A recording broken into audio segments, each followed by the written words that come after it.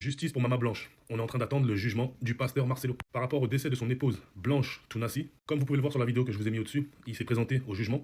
Il est accusé pour s'expliquer sur le décès de son épouse. Bonsoir à tous, ici à Kinshasa, l'information qui domine aujourd'hui, c'est l'arrestation du pasteur Marcelo. Selon la police, il a été interpellé en début d'après-midi et placé en garde à vue dans le cadre de la famille d'acteurs.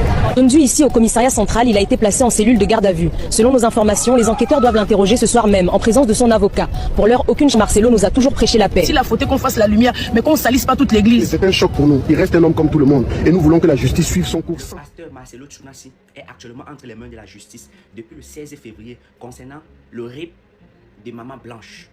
Ouais, c'est fort. Kangela biso Marcelo Kangela biso Marcelo Kangela biso Marcelo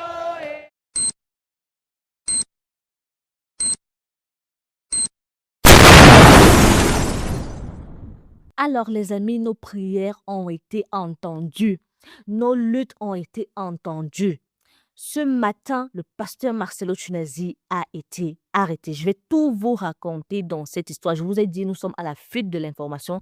Et lorsqu'il y a du nouveau, la première des choses, nous n'hésitons pas du tout à vous partager cela.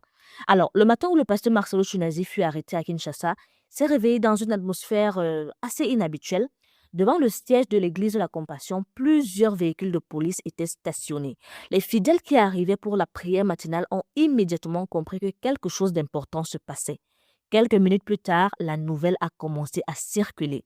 Le célèbre pasteur venait d'être interpellé dans le cadre de l'enquête liée au décès de son épouse Blanche Tounassi.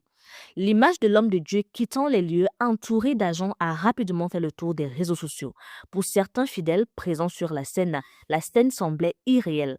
Beaucoup avaient du mal à croire que celui qui prêchait chaque semaine devant des milliers de personnes puisse se retrouver au centre d'une enquête judiciaire aussi grave. Parce que oui, rassurez-vous, il y a des personnes qui jusque-là continuent totalement à penser que Marcelo Tounassi est totalement innocent dans cette histoire et qu'il s'agit juste d'informations diffamatoires.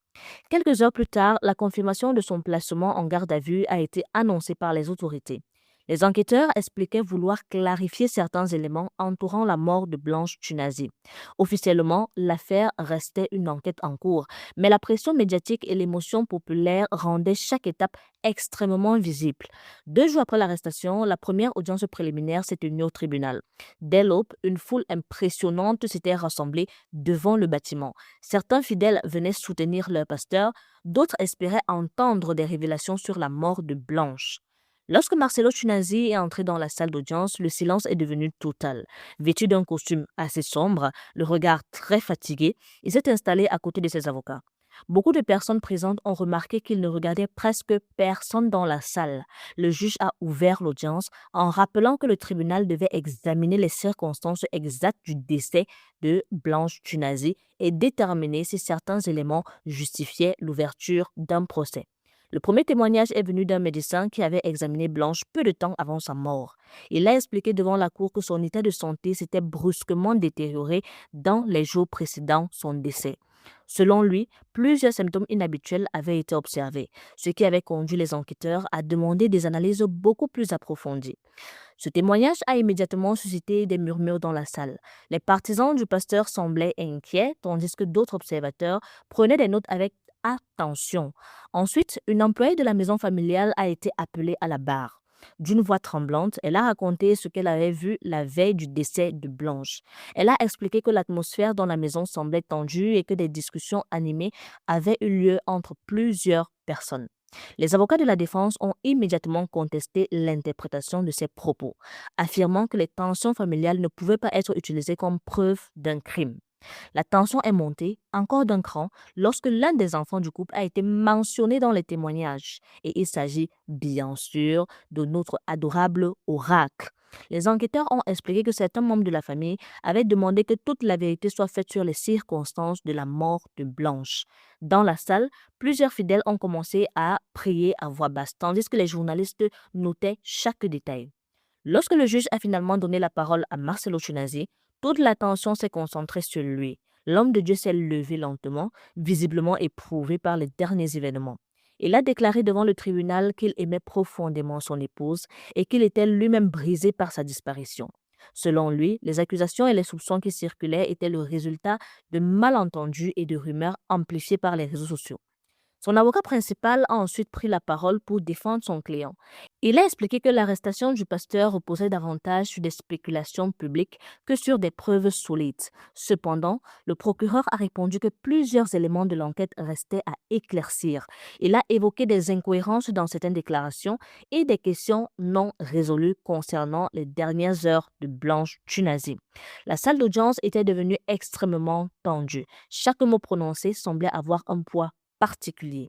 Après plusieurs heures d'audience, le juge a finalement décidé que l'enquête devait se poursuivre afin de déterminer précisément les responsabilités éventuelles. À la sortie du tribunal, les réactions étaient très partagées. Certains fidèles pleuraient en affirmant que leur pasteur était victime d'une injustice. D'autres estimaient au contraire que la justice devait aller jusqu'au bout pour que toute la vérité soit révélée. Pendant ce temps, les médias continuaient de diffuser les images de l'arrestation et de l'audience. Les réseaux sociaux étaient envahis de débats, d'analyses et de théories. Pour de nombreux observateurs, cette affaire représentait bien plus qu'une simple enquête judiciaire.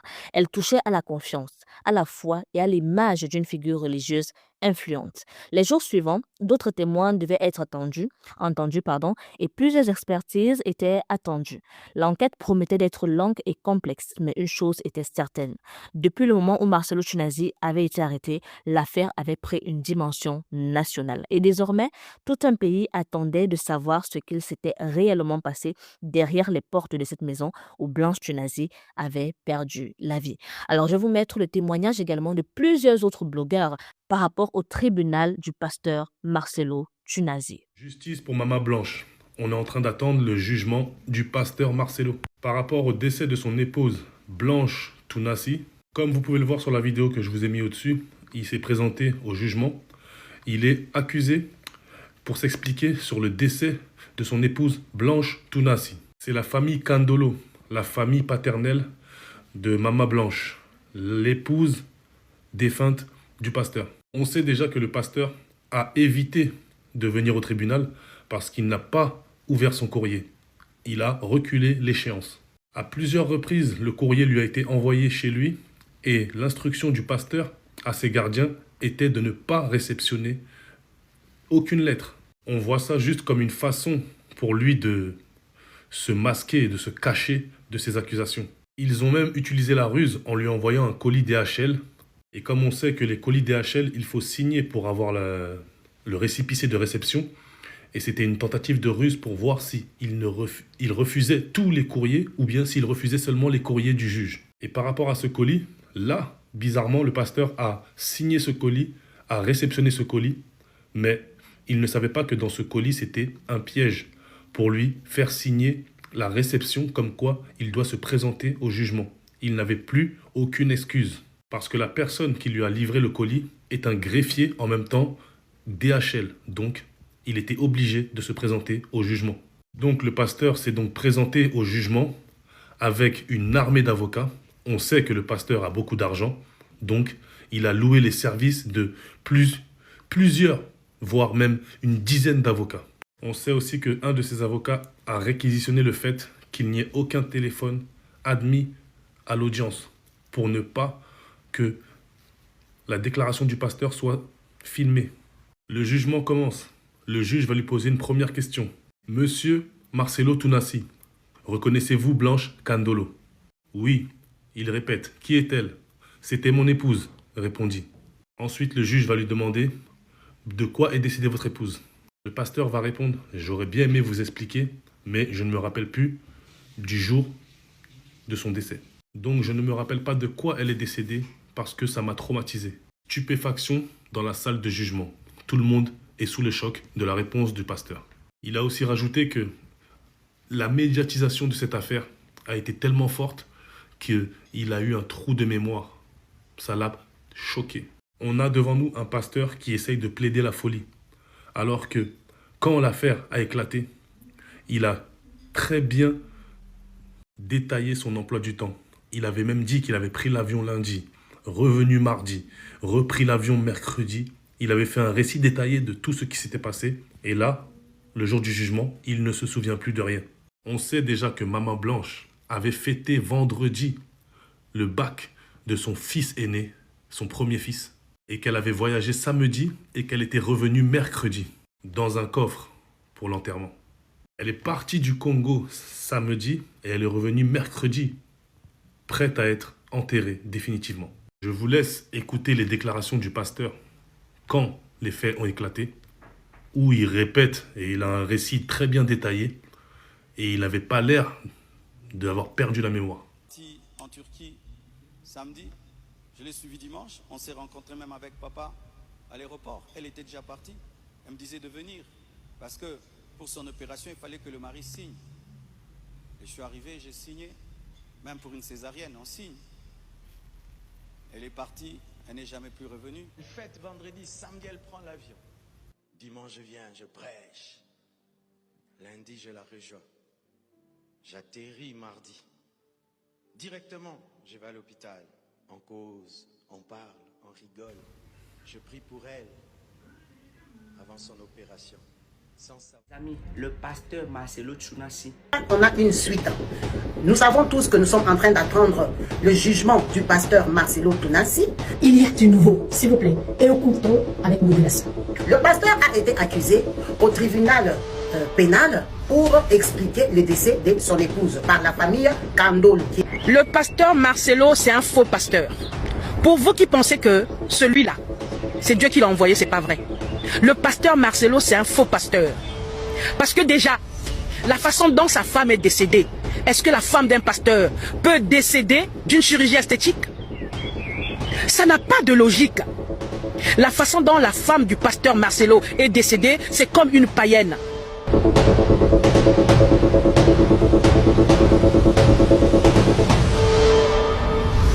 Mesdames et messieurs, nous vous apportons ce soir une information de la plus haute importance. Le pasteur Marcelo Tchounassi, figure bien connue sur les réseaux sociaux africains et dans les milieux évangéliques congolais, se retrouve une nouvelle fois au cœur d'une affaire judiciaire explosive. Il comparaît devant la justice dans le cadre du décès de son épouse, connue de tous sous le nom affectueux de Maman Blanche, de son vrai nom, Blanche Kandolo Tchounassi. Les circonstances entourant la mort de cette femme restent à ce jour particulièrement troubles, floues et inexpliquées. Personne ne comprend vraiment ce qui s'est passé. Personne n'a reçu de réponse claire. Et c'est précisément pour cette raison que la famille maternelle et paternelle de Maman Blanche, le clan Kandolo, a décidé de saisir la justice. Ils veulent savoir. Ils exigent des pourritures, exigent des réponses. Ils réclament la vérité sur la mort de leur fille, de leur sœur. Le pasteur a été accusé au tribunal pénal pour expliquer le décès de son épouse par la famille Kandolo, qui est la famille paternelle de Maman Blanche. Le pasteur, donc, pour se rendre au tribunal, il a beaucoup évité cette invitation en refusant de réceptionner son courrier. Le courrier lui a été envoyé à plusieurs fois. Le pasteur avait donné instruction à ses gardiens de ne pas récupérer et réceptionner aucun courrier venant du juge. Donc, c'était une façon pour lui de se cacher, de se masquer. Ils ont usé des tromperies et des stratégies en lui envoyant un colis DHL venant d'un fanatique d'Europe. Donc, le colis DHL, nous savons tous que tu dois signer la réception parce qu'en Afrique, parfois, les gens, ils nient. Ils disent qu'ils n'ont pas reçu le colis. Donc, toi, le concerné, la personne à qui a été adressé le colis, tu dois le signer, reconnaître que tu as réceptionner bel et bien le colis pour que la société n'ait pas de problème à la fin. Donc le pasteur, on lui a envoyé le colis DHL, il a signé le carton et tout ça, on lui a signé la lettre ici que la personne vous a écrit, il a signé accusé de réception. Quand il a terminé de signer la lettre, on lui a dit que messieurs, vous venez de signer la convocation du jugement du tribunal. Moi je suis greffier, en même temps postier DHL. Ah, le pasteur était très étonné, il venait de signer sa convocation qui était le 16 février. Le pasteur a donc décidé de se rendre, accompagné de sa ribambelle d'avocats, comme vous voyez, il a beaucoup d'argent. Il a loué, il a payé, il a donné l'argent à tous ses avocats très puissants du Congo. Sauf un avocat qu'il a oublié de payer, Jésus-Christ de Nazareth. Il ne l'a pas invité. Il a invité les avocats charnels. Donc, ils se sont rendus, comme vous voyez, c'est une personne importante et connue sur les réseaux. Il avait demandé au juge à ce que ça ne soit pas médiatisé. Il y avait interdiction du téléphone pour que rien ne sorte de ces jugements-là. Effectivement, ça a été répété parce que tout le monde a été contrôlé. Pas moyen d'avoir un téléphone à l'intérieur pour connaître les images de l'interview du pasteur. C'est pour ça que quand le pasteur entre dedans, le juge lui pose donc la question. Monsieur Marcelo Tchounassi, reconnaissez-vous Blanche Kandolo? Oui. Qui est-elle? Oh, c'était mon épouse avec qui on a fait 23 ans de vie commune, 18 ans de mariage, mère de 4 enfants. Alors, est-ce que vous pouvez nous expliquer de quoi est décédée votre épouse? Il a dit, j'aurais bien voulu vous expliquer, mais le problème est que je ne me rappelle même plus de quel jour elle est décédée. Je ne me rappelle plus de la date de son décès. Donc, je ne me rappelle pas de quoi elle est décédée, tellement je suis traumatisé. Pardon, l'avocat, tout le monde était étonné. Le pasteur ne se rappelle pas. On l'a traumatisé sur les réseaux sociaux, on a tellement médiatisé, on en a tellement parlé que lui, il a un trou de mémoire. Pour lui, tout ça là, c'est du noir, c'est sombre, ça casse sa tête. Il ne se souvient plus du jour du décès de son épouse. Il ne sait pas si c'est lundi, si c'est mardi, si c'est dimanche. C'était quelle date, lui, il a oublié parce qu'il est traumatisé. Alors, quelqu'un qui est traumatisé, comment on va le juger? C'est juste pas possible. Nous tous, nous avons vu les vidéos du pasteur à l'époque, comment il nous disait, j'ai pris l'avion lundi, j'ai pris l'avion mardi, j'ai pris l'avion mercredi. C'est lui-même qui nous a expliqué ça. À souvenir que Maman Blanche a fêté vendredi le baccalauréat de son fils aîné. Samedi, elle est voyagée. Dimanche, elle est revenue, mercredi, elle est revenue dans un coffre pour l'enterrement. Elle est partie du Congo samedi, elle est revenue mercredi, déjà prête à être enterrée. C'est ce que nous on a vu à la télé. Aujourd'hui, on n'a pas d'explication. Je vais vous laisser en vidéo le pasteur Marcelo. Vous-même, vous allez écouter comment le pasteur nous avait expliqué le décès de sa femme. Mais aujourd'hui, il ne s'en souvient plus. En tout cas, que Dieu prenne charge de ces dossiers parce que la mémoire du pasteur est perdue. On ne sait pas comment on va les juger. Il n'a plus de souvenirs de ce qui s'est passé de sa femme. Il était difficile de dire la vérité, même le jour de la traversée. Les jours où nous quittions 2025 pour rentrer en 2026. Ce faux pasteur Marcelo, vous n'allez pas comparaître les 5 pour vos patrimoines, pour vos biens. Non. Parce que la partie civile a été initiée par les Moussaou, la maman Georgette. Mais ici, vous allez comparaître le lundi 5 janvier au pénal, initié par la famille paternelle de Blanche Lekandolo. Vous êtes accusé pour faux usage de faux. Et là, on fait référence aux 2 certificats de décès que vous avez présentés à la famille. Moi, je ne vous ai présenté qu'un seul certificat de décès. Hein. C'est lui établi en Turquie. Il y a encore un autre certificat de décès qu'il a fait établir à Kinshasa. Je vais vous présenter très bientôt le 2e certificat là de Kinshasa. Parce que j'attends seulement l'ego à elle pour que je le balance. Mais pasteur Marcelo prend quand même l'audace de mentir que je dois aller comparaître pour mes propres biens. Pasteur Marcelo, ce qui est faux. Pasteur Marcelo, la personne qui t'a accusé, qui a dit que tu as enceinte Esther, ce n'était pas moi, c'était Perrault Loire. Et moi, je savais qu'il mentait. Il a dit ça peut-être par sentiment, par émotion et tout. Mais moi, je n'ai jamais dit que Esther était enceinte. Non, non, non. Il ne faut pas m'incriminer. Il ne faut pas aller citer mon nom là-bas au tribunal pour des mensonges. Parce que là aussi, tu es en train de les diffamer. S'il ne s'était pas présenté la fois dernière, rappelez-vous que je fais une émission vous disant qu'il va se présenter le vendredi. Il n'était pas allé parce qu'il a montré mon émission au tribunal disant que comment est-ce que Mamoula ne fait que du vulgaire, ce qui va advenir. Alors je me sens en insécurité. Mais pour les 5 pasteurs Marcelo, qu'il pleuve, qu'il neige ou qu'il vente, tu vas te présenter. Tu vas te présenter. Tu ne vas pas comparaître pour le bien, mais plutôt au pénal. Si c'était pour le bien, ça allait être un civil. À un moment, il faut dire la vérité. Et s'il faut dire vrai, pasteur Marcelo, la famille des Blanches dit ceci, qu'elle ne vous laissera jamais en paix. Tant que tu ne diras pas la vérité. De nombreuses sorties médiatiques, tes incohérences et tes nombreuses contradictions révèlent d'une grande doute. Et ce qui a vraiment alimenté la toile, c'est la note vocale laissée par Blanche. Alors que nous vous croyons un couple parfait. Mais la réalité était autre. Vous disiez à Blanche que tu vas payer cher. Et moi, je ne suis pas fait pour le divorce. C'est l'audio. Personne ne vous a accusé. Parce que rappelez-vous, mes amis, quand Blanche est décédée, tout le monde compatissait. Tout le monde compatissait. Mais c'est partant des réactions du pasteur Marcelo que les doutes ont pris place. C'était ça, pasteur Marcelo. Le pasteur Marcelo, c'est un faux pasteur. Pour vous qui pensez que celui-là, c'est Dieu qui l'a envoyé, c'est pas vrai. Le pasteur Marcelo, c'est un faux pasteur. Parce que déjà, la façon dont sa femme est décédée, est-ce que la femme d'un pasteur peut décéder d'une chirurgie esthétique? Ça n'a pas de logique. La façon dont la femme du pasteur Marcelo est décédée, c'est comme une païenne. C'est comme si elle n'avait pas un mari pasteur. Mais elle est décédée d'une manière où les païens décèdent. Ok? Paix à son âme. Tout le monde va décéder. Mais la façon dont pasteur Marcelo a accepté que sa femme puisse aller faire la chirurgie esthétique nous a démontré qu'il c'est un faux pasteur. Malheureusement, il y a toujours des Africains idiots qui le suivent. Aujourd'hui encore, le pasteur Marcelo nous a démontré. Vous vous rendez compte, sa femme est morte l'année dernière. Et cette année, le 23 juillet, il va aller épouser une autre femme, une sœur en Christ. Ça veut dire que pendant qu'il était avec sa femme, il avait cette femme-là. Il trompait sa femme avec la nouvelle femme-là. Parce qu'on ne peut pas comprendre à quel moment il a connu cette deuxième femme, à quel moment il a demandé à cette deuxième femme de l'épouser, à quel moment ils ont eu à faire des trucs. Ça veut dire ce que ça veut dire. Nous sommes des grandes personnes, on sait que le pasteur Marcelo, c'est un faux pasteur. Il profite de la faiblesse des gens pour dire que c'est un vrai pasteur. Moi, je vous ai toujours dit, les pasteurs des assemblées chrétiennes sont des faux pasteurs. Les pasteurs des assemblées chrétiennes sont là pour draguer les femmes, les sœurs, coucher avec les sœurs, s'enrichir, porter des costumes chers, avoir des voitures chères, avoir des maisons de luxe. Les pasteurs des assemblées chrétiennes sont là pour s'enrichir. Et vous, le peuple africain, vous êtes tellement aveuglés que vous ne vous rendez pas compte que ces gens-là viennent pour leur propre ventre. N'importe qui peut être pasteur. N'importe qui peut se lever un matin pour devenir pasteur. C'est pas compliqué. Tu prends la Bible, tu l'avales, tu avales des versets et tu deviens pasteur. Si tu as de la tchatch, tu deviens pasteur. Aujourd'hui, vous ne voyez plus les actes de vos pasteurs. Vous êtes là en train de les suivre comme des moutons. Le pasteur Marcelo, c'est un faux pasteur. Moi que vous voyez là, à l'âge de 20 ans, j'ai commencé à prier dans les assemblées chrétiennes. Vous savez pourquoi je suis parti des assemblées chrétiennes? À cause de la drague des pasteurs, à cause de la drague des frères en Christ. La famille Kandolo a donc officiellement déposé une plainte au pénal contre le pasteur Marcelo Tunazi, l'accusant d'avoir des comptes à rendre concernant le décès de son épouse. Cette plainte a ouvert une procédure judiciaire criminelle dans laquelle le pasteur est directement mis en cause. Et selon nos informations, le pasteur risque une longue peine d'emprisonnement si les faits qui lui sont reprochés venaient à être prouvés devant le tribunal. Mais voilà où l'affaire prend une tournure encore plus rocambolesque, encore plus stupéfiante. Le pasteur Marcelo Tunazi, depuis le début de cette procédure judiciaire, a tout fait pour éviter de comparaître. Il a refusé de recevoir ses convocations. Il a donné des instructions fermes à ses proches, à ses alliés, pour qu'il n'accepte aucun courrier provenant du juge. Les lettres officielles lui ont été envoyées à plusieurs reprises, en vain. Elles revenaient sans avoir été signées, sans avoir été réceptionnées.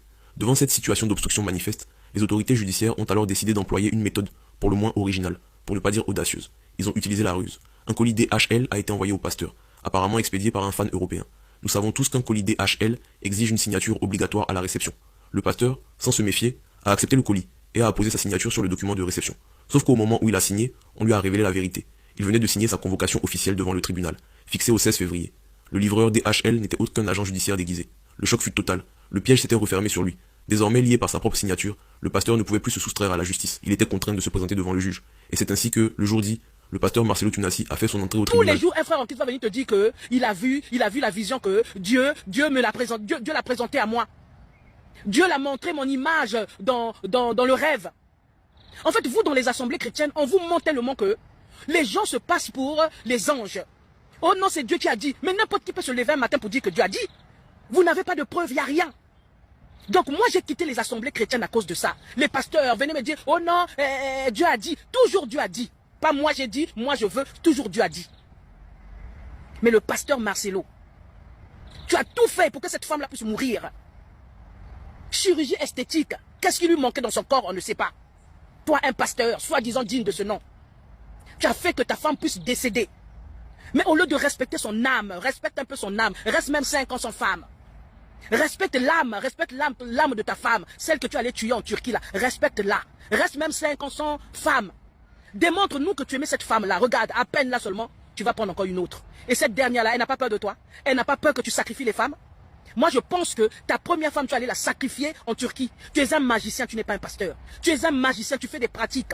Tu fais des pratiques occultes. Tu allais sacrifier ta femme en Turquie. Tu as fini de sacrifier ta femme en Turquie. Regarde, tu nous as prouvé que tu ne l'aimais pas. Tu allais encore prendre une à Bruxelles. Et celle de Bruxelles, là, c'est une sœur en Christ aussi. Celle de Bruxelles, c'est une sœur en Christ. Et vous les femmes, même si un pasteur vient t'épouser, tu ne peux pas voir d'abord sa vie. Tu ne peux pas d'abord voir sa vie. Il a perdu une femme. La femme est décédée l'année dernière. Toi, une femme, tu vas accepter encore ce mec-là? Tu peux pas te dire comme il n'est pas normal. Comment sa femme est décédée l'année dernière? Il vient me demander en mariage cette année. Mais toi-même, même la sœur Esther, là, tu peux pas réfléchir un peu? Tu peux pas dire que ce pasteur n'est pas un pasteur? Il n'est pas normal? Hein? Un pasteur digne de ce nom ne se comporte pas comme ça. Moi, je vous ai dit, faites attention dans les assemblées chrétiennes. C'est des faux pasteurs. Et ils sont nombreux. Ils sont nombreux, c'est des magiciens. C'est des magiciens. Ils ont des sectes. Hein. Vos pasteurs là ont des sectes, plein de sectes. Et ils arrivent là, ils vous influencent. Ils influencent votre esprit. C'est des voleurs. Regardez comment ils sont. Ils sont toujours bien habillés. Ils ont des garde-corps. Comment un pasteur peut avoir un garde-corps? Ils ont des garde-corps. Ils voyagent dans les premières classes. Pendant que les chrétiens, leurs fidèles sont pauvres. Pourquoi ces pasteurs-là, avec l'argent qu'ils ont, pourquoi ils n'arrivent pas à faire des entreprises pour embaucher leurs fidèles? Pourquoi ils n'arrivent pas à aider leurs fidèles? Les offrandes qu'on donne là, pourquoi ils ne donnent pas ça aux fidèles qui sont pauvres, qui n'arrivent pas à manger? Mais ces pasteurs-là sont comme des politiciens. Ils pensent qu'à eux. Ils pensent qu'à leur ventre. Là, le pasteur là, il a démontré devant le monde entier, pasteur Marcelo, il a démontré devant le monde entier que c'est un faux pasteur. Est-ce que vous le saviez que sa femme allait faire des chirurgies esthétiques? Elle était à sa deuxième chirurgie esthétique. Les femmes des pasteurs, regardez comment elles sont, avec des perruques, avec des bijoux, avec des habits chers, des sacs chers, des chaussures chères. Elles viennent vous narguer à l'église là-bas. Même vous les fidèles, vous n'arrivez même pas à acheter un sac de marque. Vous qui cotisez pour eux, vous n'arrivez même pas à acheter des sacs de marque. Vous n'arrivez même pas à envoyer vos enfants en Europe. Parce que tout l'argent que vous gagnez, vous allez donner à ces pasteurs-là. Tous les jours, on vous parle. Comment l'Africain est aussi bête? Comment vous pouvez être aussi bête? Vous-même, vous n'arrivez pas à envoyer vos enfants à l'étranger. Mais vous vous dites que non, on va cotiser pour le pasteur. Quand vous cotisez pour le pasteur, là, le pasteur, il vit comme un milliardaire. Au Ghana, au Nigeria, au Congo, partout, vous voyez qu'ils ont des jets privés. Comment un pasteur qui vit de l'argent des fidèles peut avoir un jet privé? Ceux qui ont des jets privés, c'est ceux qui font des affaires. C'est ceux qui font des affaires. Donc pour vos pasteurs, l'église c'est une affaire. L'église c'est une affaire. Et ils sont là à parler de Dieu à longueur des journées. Ils sont là à mettre Dieu dedans. Vous priez Jésus-Christ. Jésus-Christ, quand il est venu dans ce monde, il vous a montré la pauvreté, il vous a montré l'humilité, il vous a montré comment suivre sa voie. Mais vous faites les contraires de ce que Jésus-Christ vous a appris. Jésus-Christ ne mettait pas des costumes chers. Jésus-Christ n'avait pas des jets privés ou des voitures chères. Les femmes des pasteurs, regardez comment elles sont à l'église là-bas. Là. Regardez les dimanches, comment elles sont. Elles ne travaillent pas. C'est avec votre argent qu'elles achètent des perruques chères. C'est avec votre argent qu'elles achètent des sacs. C'est avec votre argent qu'elles s'habillent, ces femmes des pasteurs là. Et les pasteurs eux-mêmes, c'est avec votre argent. Leurs enfants sont à l'étranger pour étudier, c'est avec votre argent. Les maisons chères qu'ils ont, c'est avec votre argent. Et vous ne comprenez toujours pas que ces pasteurs sont là pour s'enrichir, comme les politiciens. Tous les jours on vous parle. Tous les jours on vous parle. On n'est pas contre vous. Mais regardez, ouvrez les yeux. Ouvrez les yeux. Un pasteur doit être humble. Jésus-Christ est venu vous montrer la voie. Pourquoi vous n'êtes pas simple? Pourquoi vos pasteurs ne sont pas simples? Moi, j'ai quitté les assemblées chrétiennes à cause de ça. La drague et puis l'argent. Tous les jours, il fallait donner des offrandes. Tous les jours, il fallait donner des offrandes. Hein? Et les offrandes là partaient où? On voyait le pasteur, il commence toujours pauvre, ils ont un costume. Après, quand il y a beaucoup de fidèles, ils sont maintenant riches, ils achètent des costumes chers, leurs femmes sont dans des histoires, ils sont dans les voyages, les gardes de corps. Mais vous ne trouvez pas qu'ils aiment la chair? Vous ne trouvez pas qu'ils veulent plaire au monde, qu'ils veulent plaire à Dieu? Parce que quand on veut plaire à Dieu, on est humble. Quand on veut plaire à Dieu, on se comporte pas comme ça. Pasteur Marcelo, tu es un faux pasteur. Moi, je le confirme. Tu es un faux. Mesdames et messieurs, ce qui s'est passé ensuite a laissé toute la salle sans voix. Le pasteur Marcelo Tunasi, cet homme qui pendant des semaines avait publié des vidéos sur les réseaux sociaux, qui avait pris la parole publiquement, qui avait raconté dans les moindres détails le déroulement des événements entourant la mort de son épouse. Cet homme-là a regardé le juge droit dans les yeux et a déclaré, sans sourciller, « Je voudrais bien vous expliquer, mais le problème c'est que je ne me souviens même plus du jour où elle s'est morte. Je ne me rappelle plus de la date de son décès. Je suis tellement traumatisé que tout est flou dans ma tête. » Un silence de plomb s'est abattu sur la salle d'audience. Les avocats ont aussitôt réagi, prenant la défense de leur client en expliquant au juge que le pasteur était un homme profondément traumatisé. Selon eux, les attaques incessantes sur les réseaux sociaux, les accusations publiques, les débats houleux qui ont enflammé la toile pendant des semaines, tout cela aurait provoqué chez le pasteur un trou de mémoire, une amnésie sélective qui l'empêcherait aujourd'hui de se rappeler quoi que ce soit concernant les circonstances de la mort de Maman Blanche.